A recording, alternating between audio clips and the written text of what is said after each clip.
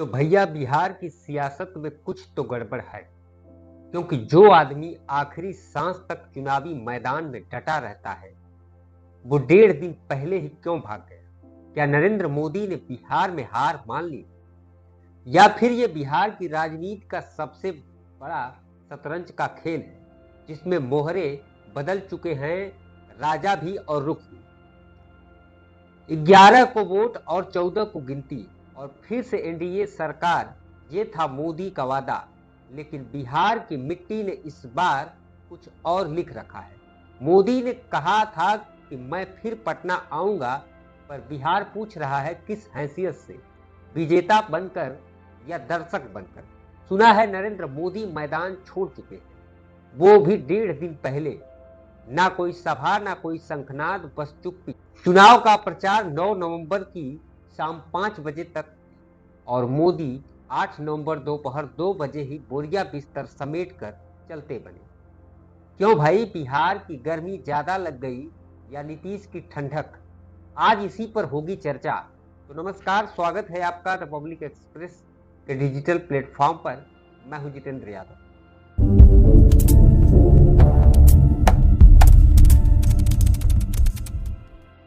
नीतीश कुमार ने भी साफ कर दिया है कि मोदी की लड़ाई मेरी नहीं है। मतलब अब गठबंधन में गठ नहीं, केवल बंधन बचा है। जहां मोदी बेतिया और सीतामढ़ी में रैली कर रहे थे, तो वहीं पर नीतीश गया और रफीगंज में अपना अलग शो चला रहे थे। कह सकते हैं कि एनडीए में अब 2 गुट नहीं, 2 ग्रह बन चुके हैं। साफ है दोस्तों, बिहार में अब मोदी फैक्टर नहीं, सिर्फ तेजस्वी फैक्टर और नीतीश फैक्टर चल रहा है।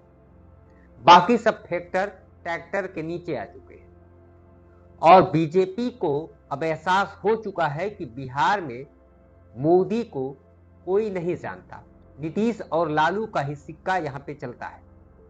बीजेपी को लगा था कि नीतीश को इस्तेमाल कर दूध की मक्खी की तरह निकाल कर फेंक देंगे, पर अब मक्खी नहीं, पूरा छत्ता नीतीश के हाथ में लग चुका है।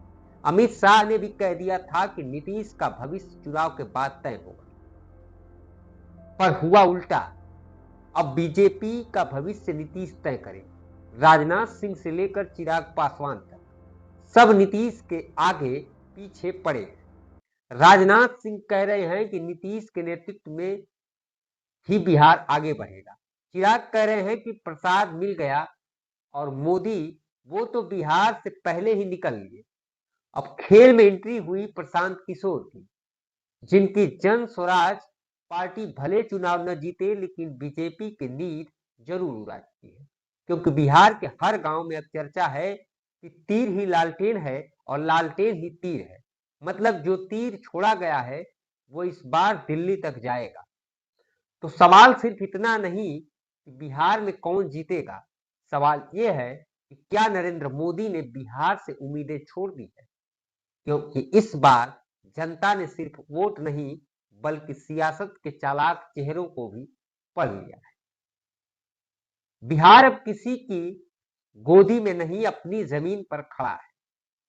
अगर आप भी मानते हैं कि बिहार की राजनीति अब बदलने वाली है, तो इस वीडियो को लाइक कीजिए और कमेंट में लिख करके बताइए आपको क्या लगता है, 14 को किसकी जीत होगी और किसकी हार। नमस्कार।